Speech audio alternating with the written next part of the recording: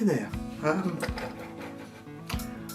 I've got a bit of terrain, a cyberpunk cityscape kind of thing. I don't know. It's just made it out of old cardboard, as you can see, and here it is. I put this communications dish together, and this is going to be part of a kind of small 2 foot by 2 foot cityscape for 28 inch and 32 models. So I just sort of threw some bottles together, as you'll probably see, and I hope I had fun making it, and I hope you have fun watching it, and it gives you some ideas.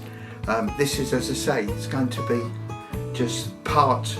I'm going to make some other bits and pieces, and I've got some patterns that I got when I was on the Salute exhibition thing, and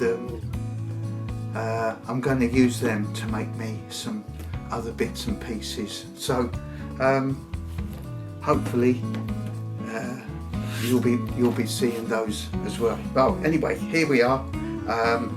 This is it, and I hope you like it. I think it's fun. Okay, so I hope the next ones are slightly better. It's hard to be pleased with your work, and you kick yourself.